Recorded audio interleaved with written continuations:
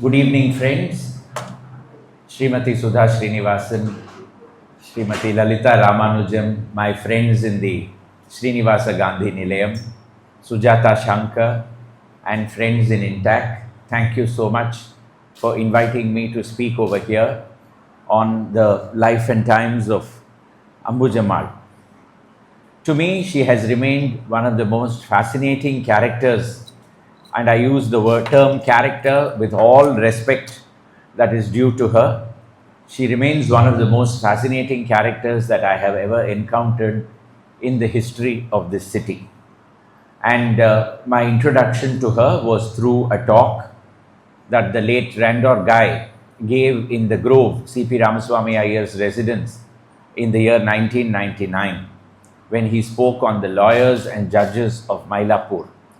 And he dwelt at length on Sriman Srinivasa Iyengar and his enormous house, Amjad Bagh, which stood on Luschurch Road, and his freedom fighter daughter, Ambujammal. And I was simply fascinated. It was only a passing mention in that talk, but I found that story it somehow stayed with me, that particular story. And later, when I still remember, we did a walk on the Constitution of India. I think that was one of the early heritage walks that we did, the role of Mylapore in the constitution making. And we then did a walk, and even though Ambujammal was not a member of the Constituent Assembly, she definitely played a big role in the world in freedom fighting, and therefore we ended the walk here. And several years later, as Sujata rightly remembers, we had a second walk which was dedicated to Ambujammal, where we started from the house where she was born and we ended in the Srinivasa Gandhi Nilayam, taking in various locations in Mylapore which pertain to her life. In the midst of all this, I got to know, and you must remember that this was a time when there was no internet, there were no digital editions and things like that Ambujammal had also written her biography, and it was called Nankanda Bharatam. And I searched high and low in all second-hand bookshops for laying my hands on a copy of this book, and I could never find it. And then my dear friend and research assistant Karthik Bhatt discovered that his aunt was involved in some fashion with the Srinivasa Gandhi Nilayam, and so we laid our hands on a moth-eaten copy which we photocopied. And I still have that spiral-bound copy with me. And that book I read with great delight. I reread several times over. And I still go back to it every once in a while, because whatever I did with the English translation, the flavor of the author, writing in her own idiom and her own language, in her simple expression. I mean, there is no attempt at impressing or flooring the reading public with her ability to write in flowery language, nothing of that nature. It's a very straightforward recounting of her life. I was reminded so much when I read it about a conversation that I had with my late father when we were reading Mahatma Gandhi, his letters. And one letter that he addresses to Lord Linlithgow begins as Dear Lord. That's it. There is no Dear Lord Linlithgow or His Excellency, Governor General, Viceroy, nothing. Dear Lord. So my father said, look at Gandhi, he's so direct. He just had to address a letter, everybody knew where it was going, and that's all. He was not wasting his time writing anything else. So Ambujammal is very much a disciple of Gandhi, as we can make out, and so the biography is very simple. The next thing about the biography, once again, is just like Mahatma Gandhi, she is so frank about her life. Now that frankness and that honesty, where it is a life where failure is the large motive. Tragedy and failure looms large right through the entire life. Disappointments, tragedies and failures. And it is there every day, accompanying her like a shadow. And she never thought that she had to write something where she would be put on a pedestal, now modale gold medalist, now and then that kind of thing. Nothing like that. Everywhere she is brutally frank, and she passes no judgment about anybody.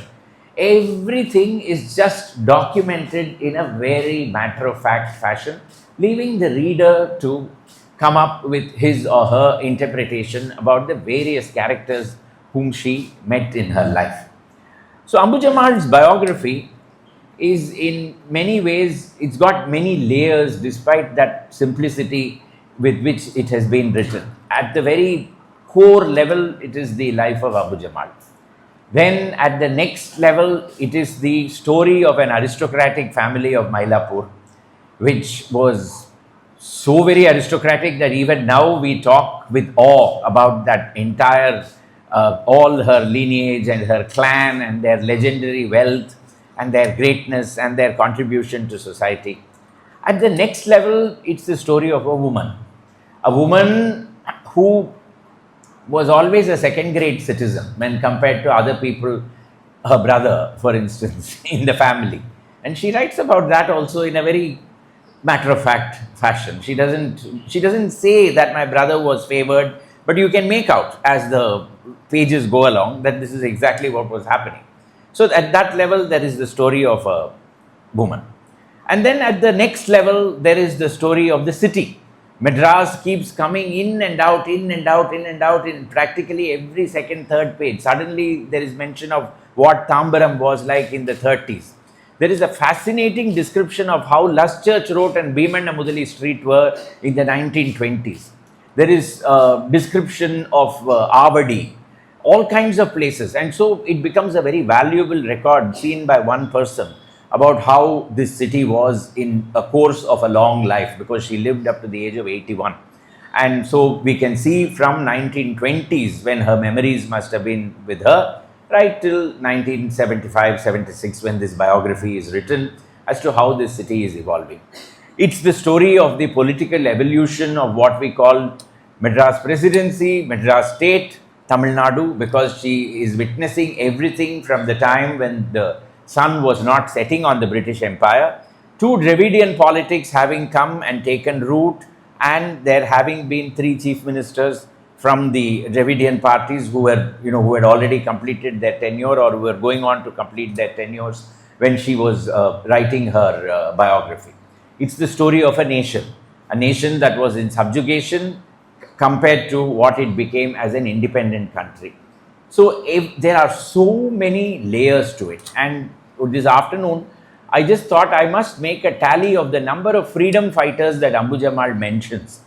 I didn't have the time. I stopped at 65. Now, all these people are only one-line references in the freedom struggle.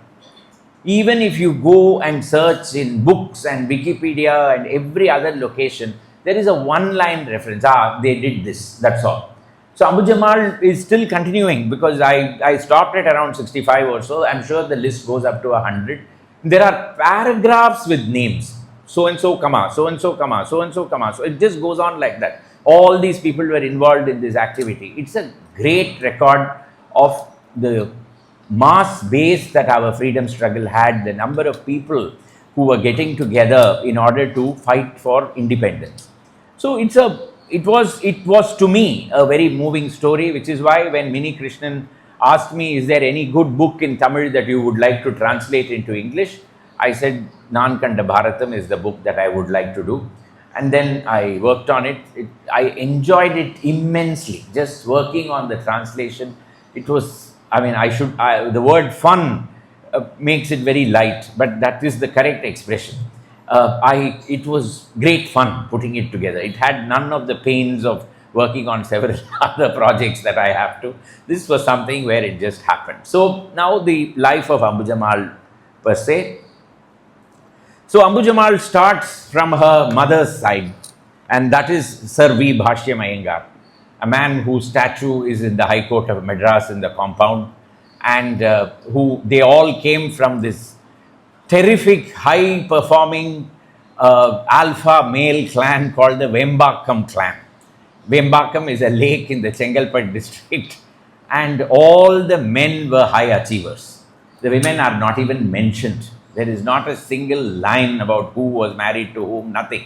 This man begat so-and-so, that man begat so. It's almost as though it was some mitosis or some such thing. and each man was reproducing by himself to give birth to another man who was also an alpha male, who was a high performing individual. The women are, they're just there, so much of chattel. So Sir V. Bhashyam Iyengar, the great lawyer who became a judge of the High Court of Madras, and then found that the income that he had as a judge could not match up to his lifestyle, and so resigned and went back to practicing in the same High Court as a lawyer. And that is when the amendments had to be, or legislation had to be enacted, that a lawyer who became a judge in a certain High Court cannot practice in the same court. He'll have to move elsewhere. So this was Sir V. Bhashyam Iyengar who really brought that about, and his junior was V. Krishnaswamy Iyer, and when they found themselves on opposite sides in several cases, and when it suited V. Krishnaswamy Iyer, he would quote Bhashyam Iyengar's judgments against him, and he would say, all that is obiter, you can't bring that in now, finished, forget it. And he would continue arguing his cases. So Sir V. Bhashyam Iyengar, the rest of this family, Sir V.C. Desikacharya, Sir V.C. Mr. V.C. Seshacharya, a whole list, another Bhashyam Iyengar who comes later in the line. There are several of them. This VVVC, these two, Vembakam Komandur is one set of initials, and Vembakam something else is the other set of initials, and they keep alternating, coming up to V.C. Gopal Ratnam, the great lawyer, playwright, humorist, who wrote, very fittingly, who wrote the biography of the High Court of Madras in 1962, when my wife's grandfather was the Chief Justice and wanted him to do it. The man was dying, but he wrote the biography of the High Court, a century completed, made sure it was released, and then passed away. V.C. Gopal Ratnam was a great man. He was one of the members of this terrific clan called the Vembakam clan. And they all hung out in Mylapore. They gave Mylapore this reputation of being a paradise for vakils. Mylapur vakilat matu ponnaven. So, that was the ambition of several women. So, and V. Bhashyam Iyengar lived in a house that was occupied later by Kamadhenu Theatre, the space, and that was Lakshmi Vilas. It was a house of 150 grounds. Oh no, 100 grounds. It was not 150, not big enough. 150 would come later, but V. Bhashyam Iyengar lived in Lakshmi Vilas, and his daughter was Ranganayaki. When he practiced as a lawyer, there were several litigations that were coming up connected with the Hindu law of succession, and several zamindari estates needed him to appear for them as their lawyer. And the Ramanathapuram Zameen was one such, and it had a legal representative in Seshadri Iyengar, who was from that area. He was from Ramanathapuram, Periyakulam, that side. And he comes to Madras in order to find a suitable lawyer to represent the interests of the Ramanathapuram Zameen in the High Court of Madras. And that is how Zameen Seshadri Iyengar and Sir V. Bhashyam Iyengar become the closest of friends. And Zameen Seshadri Iyengar has married 3 times. The first wife dies, second wife gives birth to a boy and dies, then he marries a third time, from whom he has other children. Now the second wife's son is Srinivasan, who is very young at that time, and he keeps coming along with his father when the father is coming to Madras to deal or discuss with Sir V. Bhashyam Iyengar about various cases. And it is at this time that these two great legal giants, Zameen Seshadri Iyengar and V. Bhashyam Iyengar, they decide that his son would marry his daughter. So and that is how the marriage is blessed. So the son comes, the Seshadri Iyengar's son, this is Lakshmi Vilas as it stood at that time, the family house in Laz. This is courtesy the Buchi Babu biography. Buchi Babu family also lived here before V. Bhashyam Iyengar moved into this property. And that is Sriman Srinivasa Iyengar, the son of Zameen Seshadri Iyengar. So the young boy was very, very sure of what he wanted to do.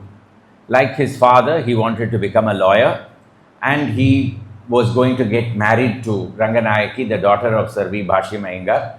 But he was very clear that while he would live in his father-in-law's house while he studied law, he would have nothing to do with the father-in-law's family. So, because that was expected in those days, that was, you maintained your dignity as a son-in-law. So, he was given a separate portion. When you've got 100 grounds, you can do anything with it. So, he was given a separate portion of the house and gardens with his own cook, and that is where he studied law, and he eventually set up practice in Madras, by which time he was married to Ranganayaki, Bashim Iyengar's daughter. Now, Ambujammal is born in the year 1899, by which time they had, the couple, that is Srinivasa Iyengar and Ranganayaki, have already had 2 children. The first child has died, the second one is a girl, and when Ambujammal is born, it is to the disappointment of everybody that a girl is born once again. Can you believe, one of the most affluent families in Madras, it had no reason to lament over the birth of a girl child, but that was the reaction. Who wants this girl child was the grandmother, that is Lady Ambujavalli, Bashim Iyengar's wife, is supposed to have said, who wants this child? Why did this girl child have to be born into our house? And when Bashim Iyengar walks in, the midwife goes up to him and says, it was born a boy, somebody did black magic and converted it into a girl. So that is how Ambujammal arrives into this world. And to add to her misfortunes, she is a child who is very, very sickly. She has got scabs all over her body. She is unable to bear the summer heat of Madras, and the older sibling dies. So when the older sibling dies, the mother rejects the baby and says that this is an unwanted, unlucky, benighted child that has come into our family. I will have nothing to do with it. And it is her younger sister who takes the baby and says, I will take it to Bangalore where the climate is much cooler, and I will bring up this child. And so finally the girl is given to the younger aunt, who takes her to Bangalore and after a few years returns her to the family, by which time the son Parthasarathi is born. So in direct contrast to the birth of Ambujammal is the birth of the son Parthasarathi. There are celebrations galore, and both grandfathers have a summit conference over the cradle of the baby, and finally they decide that the deity of Thiruvallikeni is Parthasarathi, therefore we have to name him Parthasarathi. And then when he is of the age when he can go to school, there is a great celebration. There is Nagaswaram procession. There is Seer Varisai being taken to the school where he is going to study, and then he is escorted. Ambujammal writes, in those days girls were not treated like that. I was educated at home. Period. No explanations, no comparison between her. She just describes the ceremony that went on for her brother becoming a school student, and that she was taught at home. Period. Full stop. Nothing beyond that. The father, Ambujammal's father, beats his father-in-law in law. He becomes one of the top-ranking young lawyers of Madras, and by 1910, his monthly income is 20,000 rupees. It's phenomenal money. And he decides that he needs to have a house which will suit his status. So till such a time, he is living in number 5 North Mada Street next to the Indian Bank, where today you have Nathella and all that. But now he decides that he has to buy an enormous property for himself. His father-in-law had 100 grounds, so he buys 150 grounds on Luschurch Road. It's a Nawabi bungalow. It's a complete ruin, and it's called Amjad Bagh, and that is where he decides to move his family. And Ambujammal writes that father took mother and both of us, my brother and I, we went to see the house. There was nothing in it. It was just a ruin. There was an aged gardener who gave us a bunch of roses from the garden. And then we came back. And then my father asked my mother, what did you think? And she says, I detested it. I don't want to have anything to do with it. He says, I have already paid the advance and we bought the property. And then she writes, father was like that. He would ask mother's opinion and then do exactly what he wanted to do. And the rest of us had to adjust and move along with any decision that he had taken. So Ambujammal born in 1899, and this house is purchased sometime in 1915, 1916, by which time father is also Advocate General Government of Madras, and her marriage has to be conducted. And she says, that everybody, the way she got to know that she was going to get married was that suddenly she found several women had come home. Extra quantities of condiments and spices had been ordered, and all the women were making applams. And so she says, what is happening? And one of the ladies says, won't it be nice if Papa also joins in making the applams for her own wedding? So that is when she gets to know that she is going to get married. And what about seeing the boy and all that? That question doesn't arise. It's been decided. And she writes that several prominent legal families of Mylapore approached my parents saying that they wanted to marry me into one of their sons, but my mother refused. And the reason for that is this versus the wife. So, Vadakalai versus Tengalai. The mother was very clear that it has to be only a Vadakalai family into which this girl will have to be married. So, they decided that they would select the most suitable bridegroom who came from a house that was probably 200 square feet or whatever it is in Kumbakonam in a street, and his name was Desikachari, and he had never ever been outside Kumbakonam. So this man is going to marry Ambujammal, and there is a grand wedding in Amjad Bagh. So Amjad Bagh is purchased for the wedding. The family is still living in North Madras Street. The wedding takes place in that 150 grounds. It's a 5-day wedding with all the Nagaswarams and processions galore. One day Ambujammal dressed as a bridegroom and taken to the bridegroom's house. All cross-dressing, all kinds of things happen in it. And that is when she sees her husband for the first time. Okay, so this is the person whom I'm going to get married to. And the marriage is conducted, and then she has not yet come of age. So he lives just like his father-in-law lived in the front portion of his father-in-law's house. Desikachari is provided a cook, and he is kept in the front portion of his father-in-law's house, where he is studying law and will eventually become a lawyer. So this is how the wedding is conducted, and after which, this is the long-suffering mother Ranganayaki, who had no voice in anything that the husband had to say. He would decide on everything. And there is a beautiful passage describing Father's Day. How he would get up in the morning, then he would come down, and then all his juniors will be waiting, and his voice will be ringing through the house as he paced up and down discussing case papers and all that. And then he would have his food. By 10 o'clock, he would get into the carriage and leave, and a great silence would descend on the house now that he had gone away. And at 4 o'clock, he would come back once again, volume all up. He'll spend 1 hour harrying all the cooks, the gardeners, the coachman, the watchman, and everybody. Then his juniors will come, then his friends will come, and discussions will go on. And the duty of the mother and the daughter was to continuously make coffee and ensure that snacks were being sent out from the kitchen house. Kitchen was a separate house, and the main house was a separate house. So they would have to send it through that way so that, the food would be supplied on a continuous. So this is the life that they were leading. Now the son in this was Amjad Bagh. It doesn't stand any longer, but this is the main block of Amjad Bagh as it stood. Now it is but natural that poor Desikachari, the son-in-law, after having lived in a one-room or a one-street tenement somewhere in Kumbakonam and having been transported into this forest with a bungalow in it, he was a sitting duck for a nervous breakdown, and that would eventually come about. So there again, there's a very nice story of how Desikachari's mother dies in Kumbakonam, and he has to now go in order to be part of the obsequies. And Ambujammal says, I would also like to go along with him.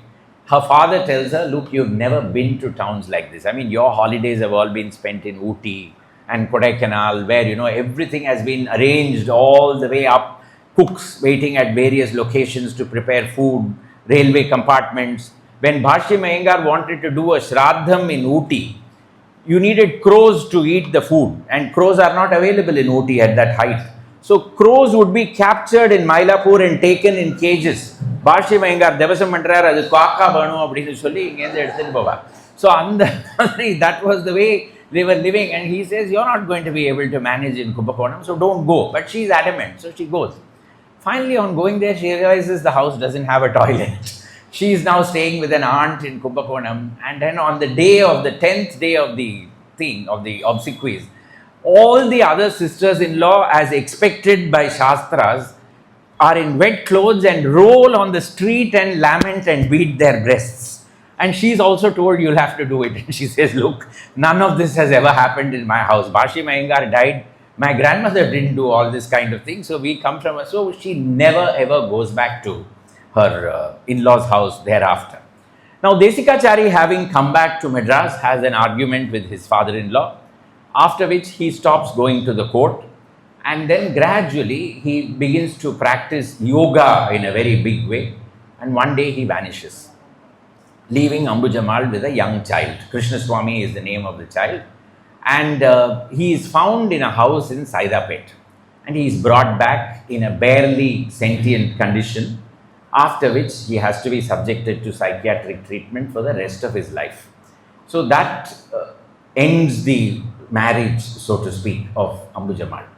In the meantime, brother Parthasarathi has had his own set of troubles. So he falls victim to polio at a very young age and thereafter is limping. He doesn't want to do law. He wants to get into business, but his father says, nothing doing, you have to get into law. So he becomes a lawyer. He gets married, he has 3 children, and then his wife dies, leaving them at a very young age. So Ambujammal has to take care of her brother's children as well. There is a lot of unhappiness in this house, and she writes very frankly that she was subjected to hysteria, and you can understand where that was coming from, unfulfilled desires of various kinds, the husband not being there, etc., etc.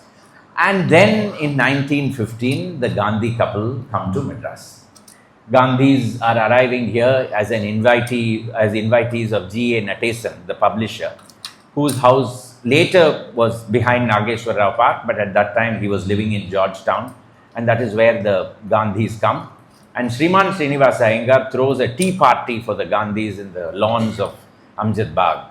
And several English people and several Indians invite themselves because they are so curious to see this man.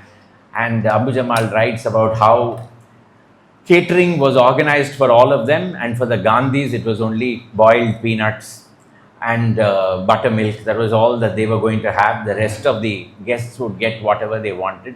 That is their first introduction. That is their introduction to Mahatma Gandhi. And this will gradually transform their entire life before they know it. Now, up to this point, their idea of society was to go to the Egmore Ladies Recreation Club 3 times a week, play tennis wearing 9-yard saris, once in a year go to the Gindi Lodge or the Raj Bhavan for the governor's levee. And she says, I would bathe in and wash my face with soap from the morning in the hope that my complexion would lighten by evening. And then her mother would deck her with every jewel that was available, and certainly she had a huge number of jewels, the best quality silk saris, and then there would come a phaeton or a carriage which would take them to the governor's house. The governor and his wife would meet them, the band would play, they would eat a few things, and then they would come back. And how many of them didn't wear footwear? They all went barefoot because that was not part of accepted fashion. You wore every other jewel, but you left your feet bare and you went along. But on this, later they begin to wear socks. And then they wear shoes as well. And Madras society doesn't like it. It says that women are becoming degenerate now.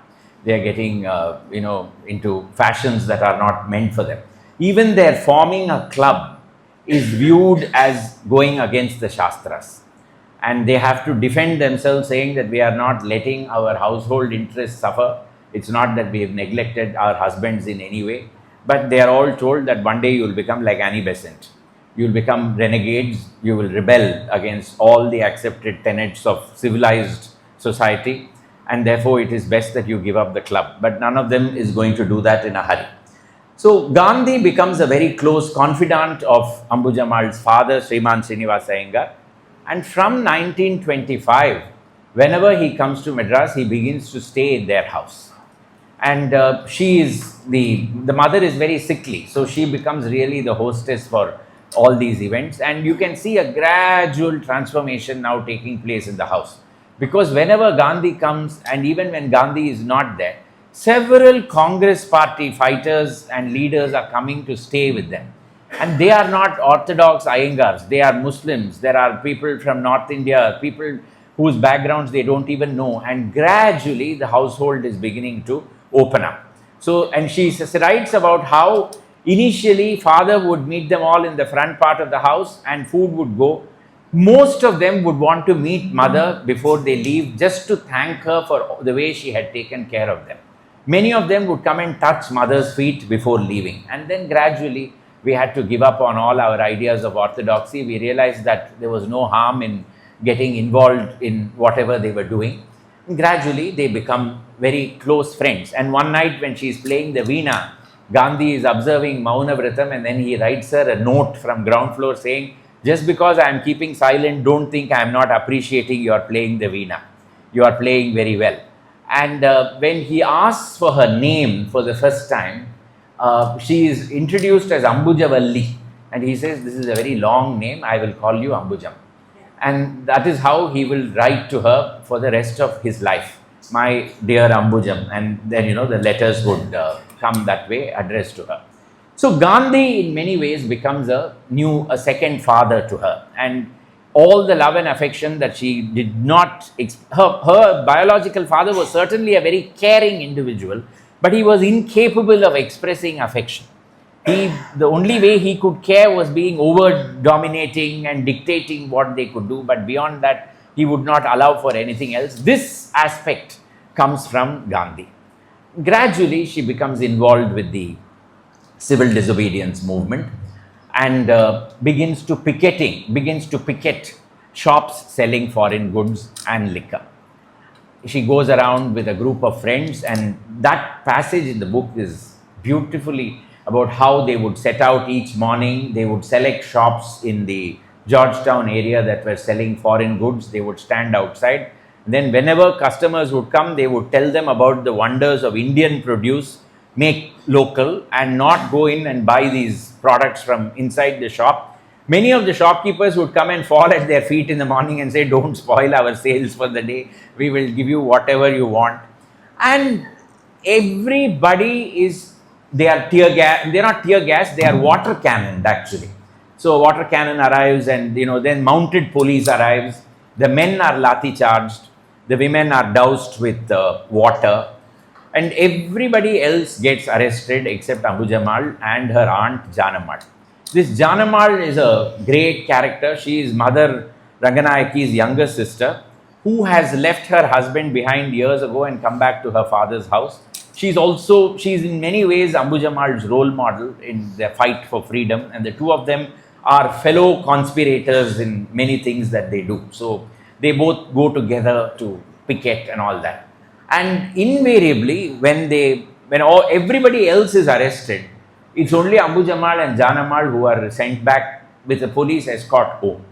Eventually, Ambujammal discovers that her father has told the commissioner of police that my daughter is mentally unwell, and you can't arrest an insane person. And so she, on one day, she refuses to come back home and stays in another person's house till the father relents and says, you can go to prison. So in 1930-31, she manages to pick, you can see her, she's standing in the middle wearing glasses and holding the flag. That is Ambujammal there in that particular photograph. And she is finally permitted to go to prison by father. And in 1930, she, along with a whole host of very, very important women in the history of Madras, Durgabai Deshmukh, Shivabhogam, Krishnabai Nimkar, then Vaimu Kodainayaki, they all go to prison together. And fascinating descriptions of prison life about Anglo-Indian wardresses coming, and these women troubling the Anglo-Indian wardresses like anything. And then a spider arrives in the prison cell, and they all scream in horror. And then the spider is taken away, after which, the matron of the prison comes and says, are you the people who are going to fight for freedom? One spider has got you all terrified to this extent. And the terrible food in the prison, and there, even while they are freedom fighters, they are Gandhi's followers and all that, they don't like the fact that a Muslim woman is cooking their food. So a Brahmin murder convict is made to cook for them. So a Muslim woman is less preferable to a Brahmin murder convict who is cooking for them. He or she is serving a life sentence, and that person's food is all right. So they have food over there. Women are giving birth to babies, and they tend to those children, and eventually they get released after a couple of years. And many of those women become stars in the world. So Vaimu Kodai Naiki, we all know, writer, publisher, editor of a magazine, and so on. And then we have Krishnabai Nimkar, who goes off to Maharashtra, later marries a Dr. Nimkar and goes off. Shiva Bogam, who becomes the first woman chartered accountant of India. Durgabai, of course, we all know, one among the greatest social workers we have had, and who was also a member of the Constituent Assembly later. So all these women are part of Ambujammal's fellow freedom fighters. But interestingly, when she comes back, father has told her that it's okay, you've made your point, you went to prison, don't make a habit out of it by going back again and again. They will come and ask you.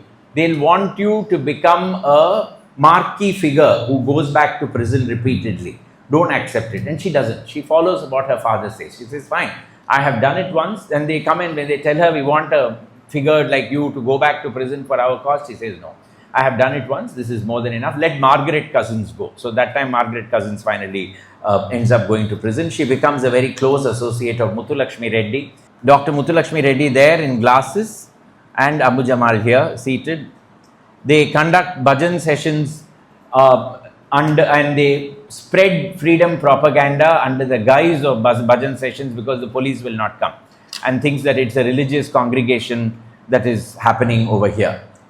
In the midst of all this, Gandhi's continuous writings to her, and she wants to go to Wardha, to stay in the Wardha ashram. Her father refuses to give her permission, so she becomes a satyagrahi at home. She decides to go on a fast unto death until father gives permission. And this creates a sensation, and people are coming from all over the city. And she says, first 2 days were very difficult. From the third day, I kind of adjusted myself and I was able to manage. Finally, Gandhi sends a telegram saying that I have got to know that you are fasting unto death. Listen to what your father has to say. And the father finally gives her permission. So she goes to Wardha, comes back, and finally she achieves peace. Eventually, she realizes that her life has got a greater cause. Guided by Gandhi, she begins to learn Hindi. She begins to translate Hindi books into Tamil. Authors who are North Indian authors like Munshi Premchand, Mahadevi Verma, Suryakant Tripathi Nirala, they all get to know her. And Seva Sadanam, which is Bazar-e Husn of Munshi Premchand, is translated by her, serialized in Ananda Vigadan. Then M.S. Subbulakshmi's first film is made by K. Subramaniam based on Ambujammal's translation of that work. So she translates the Ramcharitmanas into Tamil as well.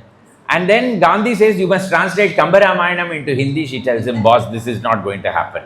I have a certain working knowledge with this, it's okay. But beyond this, I'm sorry, it's not going to happen. So Ambujammal eventually, from a very troubled life, she comes to accept every stage of failure. The husband, after some years, passes away. The son turns out to be a depressive, and though he gets married into the best possible family, the marriage is not successful. The wife drifts away and finally goes off to the Aurobindo ashram, where she spends the rest of her life, and the son remains do no good. I mean, in the sense, he doesn't do any evil, but he doesn't do anything in life. So it's Ambujammal who has to take care of him and who has to provide for him in every way. Brother has his own share of problems. His second son, I think Bhashyam, switches on the radio in the middle of a thunderstorm and is electrocuted instantaneously. And Parthsarthi, by the time his father is dead, Sriman Srinivasa Iyengar, who is standing behind me and glowering for all that I have been telling about him, by the time he is dead, and finally Parthsarthi finds his freedom, he becomes a businessman. He sets up Prithvi Insurance Company, which is how you have Prithvi Avenue and all that. And he becomes very successful as an insurance businessman, but he has this great tragedy where his second son has been electrocuted and his wife has passed away young. He himself has been afflicted with polio. So these are all problems, but she gradually overcomes everything. And at a certain stage, she even begins to get disinterested in her jewelry collection. She talks about how when Gandhi came home in the 20s and a man brings his baby and places it on Gandhi's lap, Gandhi looks at the baby girl and says, "Your bangles are very nice. Will you give them to me?" And the baby says, "Yes." So Gandhi begins taking off the baby's bangles and they don't come off. So he asks for a pair of pliers and cuts them open.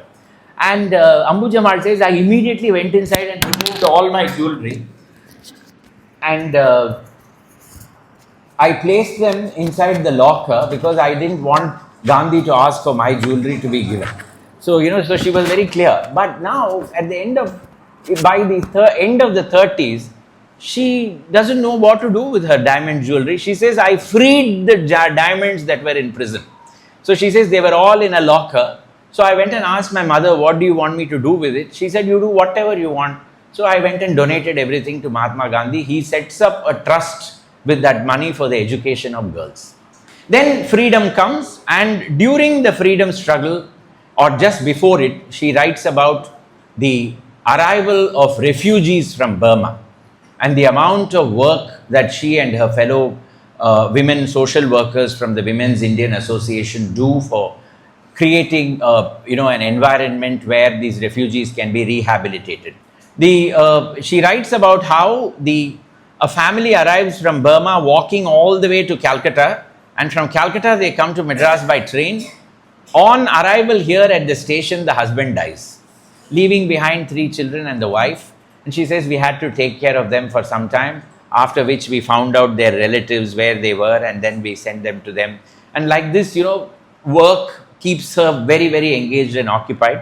And finally, in 1948, when Mahatma Gandhi is shot dead, she decides to found the Srinivasa Gandhi Nilayam. Even this is very graphically described. She says, "We were listening to the Tyagaraja Aradhana being relayed from Tiruvayyaru when we heard an announcement in the middle that Mahatma Gandhi had been killed. And we couldn't believe it. I wanted to go to Delhi immediately to be with Gandhi at that time, but I couldn't get tickets. So finally, when she reaches, she begs somebody, 'I want to have a pinch of ashes of Mahatma Gandhi.' And they give it to her, and then she puts it in a copper pot and buries it here. And that's where the Tulsi Madam is, as Sujata mentioned. So that becomes, this is with P.S. Kumarasamy Raja, welcoming him to the Srinivasa Gandhi Nilayam. Then in 1955, when the Avadi Congress happens in Madras, she is asked to be the chairperson in charge of the whole thing. So she, along with her brother Parthsarthi and Kamraj, Ramnath Goenka, they all put together the entire Avadi session that is a great success. And you can see her here with Jawaharlal Nehru, Kamraj, seated there with, as part of the Avadi Congress. And then she becomes a member of the Social Welfare Board, thanks to Durgabai Deshmukh, travels all over South India, inspecting various social welfare schemes, what we would today call as NGOs, giving them suggestions on how they can improve their performances, assessing them, then sending recommendations to Delhi so that they can get funding, and spends a very useful life. And there you can see her with Anna seated. Towards the end, life is once again, struggles never leave her. She has, by the time her brother Parthsarthi has become deeply attached to a Vaishnavi idol which a sannyasi has given him, and he moves it to Tirumallai Vayil, where he had a huge farm known as Bagh Farms, Bhashyam Gopal Farms. And there he constructs the Tirumallai Vayil Vaishnavi temple. And he becomes a sannyasi and he begins living over there. And even today the ashram is there. It is very interesting that today people say that the Vaishnavi temple is one of the 51 Shakti Peetams, ancient Shakti Peetams of India. And that is why Ambattur, Ambatti Oravadu Shakti Peetam Garthanala Thondu Kalamaga. This was created in the 1950s or the 60s. But this is how we write our history, interpret our history. So that is Sadhu Parthsarthi, as he called himself towards the end of his life. But he managed to get Amjad Bagh demolished. Nobody liked the house. Everybody wanted to do away with the property because they believed that it had nothing but unhappy memories for them. And so they developed that into a housing colony. Sriman Srinivasa Iyengar had huge tracts of land. Even this was his property, the neighboring street, which is why that is called Sriman Srinivasan Road. This is called Ambujammal Road. All this was his property in Madras. So eventually Ambujammal would build her Srinivasa Gandhi Nilayam over here. Towards the end of her life, this is C. Subramaniam in Srinivasa Gandhi Nilayam conducting a prayer meeting. And towards the end of her life, she loses her vision repeatedly, has surgeries for it, gets treated. But when she writes about the end of the book is very, very peaceful. It says that I realized that everything that happened to me was the will of God. And to Him, I surrender myself and all that I have written in this book. And she ends with Rama, Rama, Rama, or Sri Rama, Sri Rama, something like that. She ends with that. It was a remarkable life, there is no doubt about it. And that it is very interesting that when she was born, Bhashyam Iyengar, Zameen Sheshadri Iyengar, Sriman Srinivasa Iyengar, etc., they are all forgotten. Ambujammal is remembered. That girl whom nobody wanted, the grandmother said, who the hell, who wanted this baby? The mother rejected it. And they did not think that she could be educated. They married her off to the first man whom they found suitable. It was a mess. At the end of it all, you go and ask anybody today, who was Sriman Srinivasa Iyengar? Sir, do you know Bhashyam Iyengar? I'm sure nobody, but Ambujammal will definitely strike a chord in many people.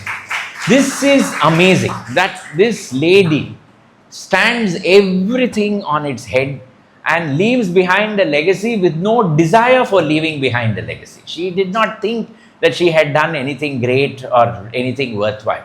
But she wanted in her own silent way that women should survive, women should do well. And that is why she created the Srinivasa Gandhi Nilayam, in order to make sure that this was available as a place where women could come and pursue their dreams. So I think when we carry forward that, we carry forward the legacy of Ambujammal and more importantly, the legacy of Mahatma Gandhi. He said, without the women of India, India would not have become independent. That is what he said. And if we do not, lend our shoulders to further causes like this, we would be doing a great disservice to great souls who sacrificed everything for the sake of India's freedom and independence. Thank you very much.